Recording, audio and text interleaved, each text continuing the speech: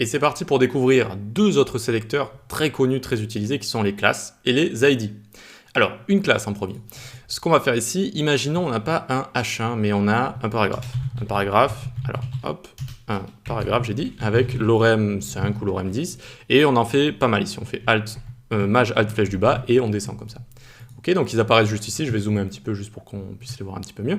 Et ici, donc je dis que tous mes paragraphes, ils vont avoir un fond avec background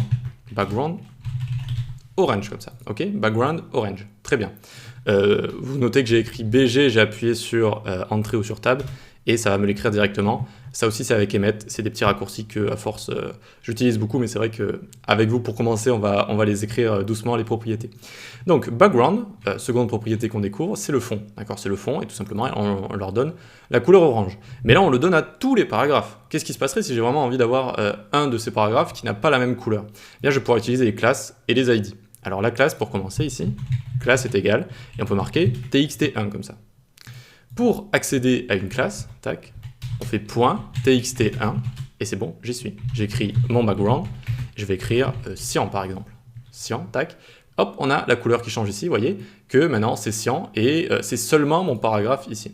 Vous notez également que tous les paragraphes, on leur donne le background orange, mais que ça c'est passé au-dessus. Ça s'appelle la spécificité et la cascade. La cascade, c'est si par exemple ici, après P, j'écris background red, eh bien, ils vont tous passer en rouge. C'est-à-dire que l'élément qui est en bas de la cascade l'emporte sur l'élément du dessus. D'accord?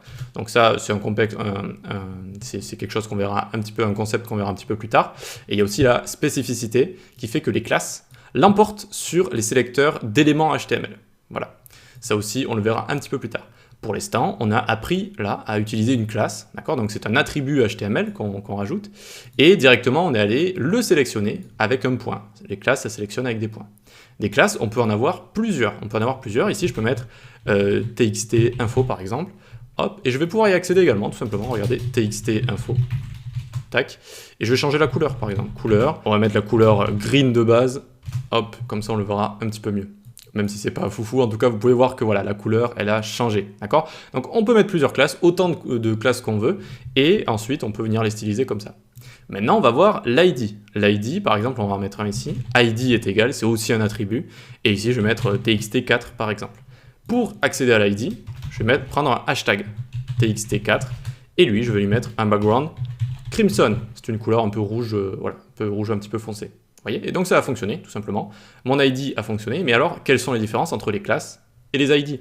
Eh bien, les ID, il faut seulement en avoir un seul. Si on a envie d'en utiliser avec un élément, on ne doit toujours en mettre qu'un seul maximum par élément. Un seul ID maximum, alors que des classes, je peux en mettre autant que je veux. Je peux mettre autant de classes que je veux, d'accord?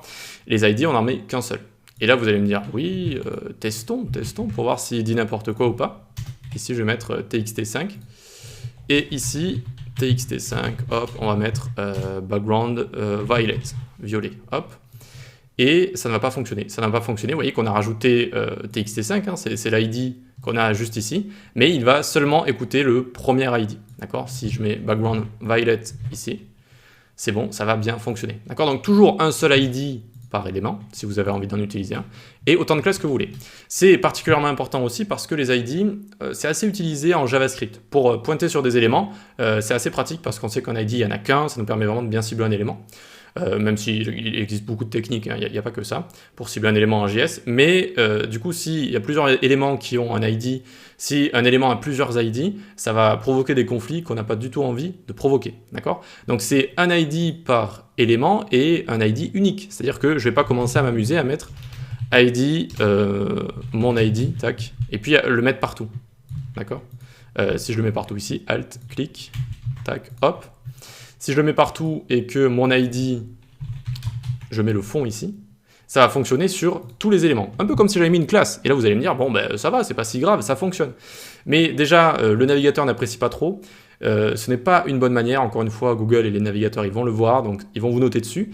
Et encore une fois, en JavaScript, si vous dites en JavaScript, ok, j'ai envie de sélectionner l'ID, mon ID, et que vous commencez à animer ça, que vous commencez à rajouter du texte, du contenu, à créer du contenu à partir de ça, eh bien, ça va être n'importe quoi. Ça va créer du contenu sur les 3 paragraphes, les animer, etc.